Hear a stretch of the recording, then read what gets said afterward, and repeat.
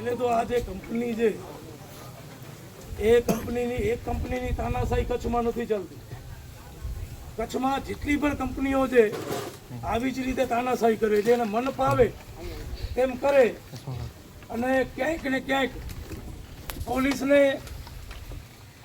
કોઈક લાભ પહોંચાડે એટલે પોલીસ એમ સમજી બેઠી હોય કે લો એન્ડ ઓર્ડર મેન્ટેન કરવા માટે અમને આગળ આવવું પડે.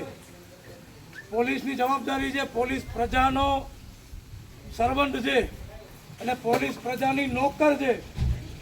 પણ આ પોલીસે આજે જે વ્યવહાર કર્યું છે અને હર હંમેશ દરેક આંદોલનકારીઓ સાથે, એનામાં ખાસ કરીને ગુજરાતમાં પોલીસનો વ્યવહાર એવો હોય છે કે પોલીસ પ્રજાની નોકરની, પ્રજાની બાપ બની બેઠી હોય. એનો દુઃખ નથી અમને કે ચાલો ક્યાંક ખાધું હોય તો ઈમાનદારી કરવી પડે, ક્યાંક મીઠાઈ લીધી હોય તો કંપનીઓના ફેવરમાં મીઠું બોલવું પડે. પણ અમે મીઠાઈ લેવાવાળામાંથી નથી, અમે લડવાવાળામાંથી છીએ.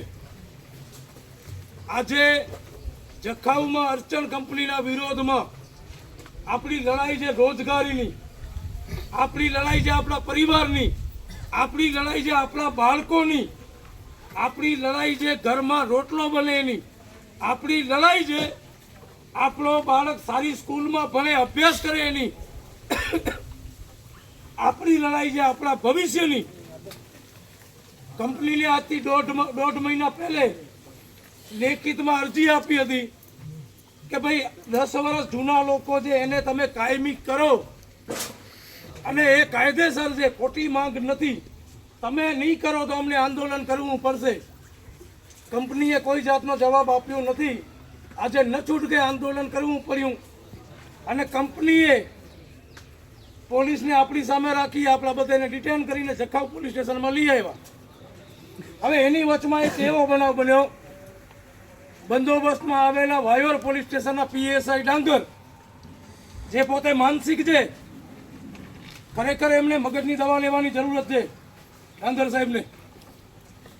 એમણે સામાન્ય માણસને ગાળો આપી, મારી ગાડીની ચાવી કાઢી અને ઠોકી દઈશ એવા શબ્દોનો ઉપયોગ કર્યો છે. સરકાર અને તંત્ર પાસે એક વિનંતી છે, જો ભાજપના લોકો આવા અધિકારીઓને છાવરતા હોય અને આવા અધિકારીઓને ભાજપનો પાવર હોય તો લખન દુવાને પબ્લિકનો પાવર છે.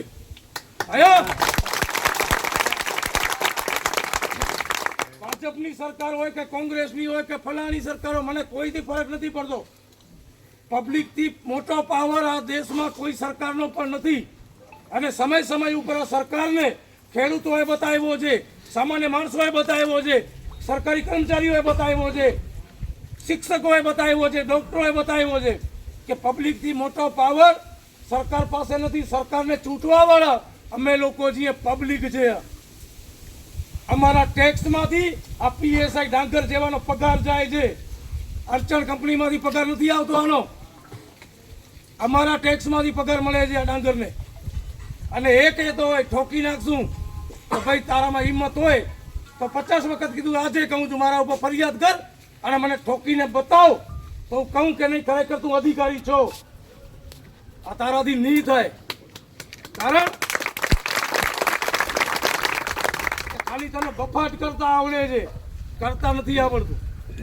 સામાન્ય માણસોને તમે મારો પોલીસ સ્ટેશનમાં, સામાન્ય માણસને એ બેચારો ડરી જાય, બી જાય એટલે તમને પાવર આવી ગયું કે ભાઈ કોઈ આગેવાનો છે એને ઉખાડી લેશું આપણે.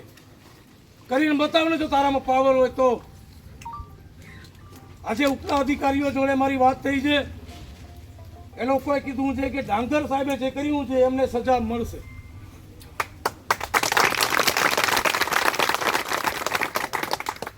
જેટલા લોકો સાથે આ PSI ડાંગરે ગેરવર્તન કર્યું છે, તમામ લોકોને હું જ્યારે કહું ત્યારે SP ઓફિસે તેડી આવજો.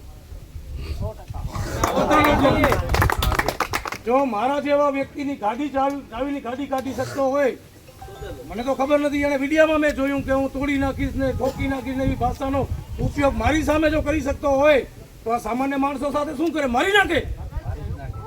માનસિક છે. અને જીકે જનરલ હોસ્પિટલમાં 56 નંબરમાં દવા લેવાની જરૂર છે.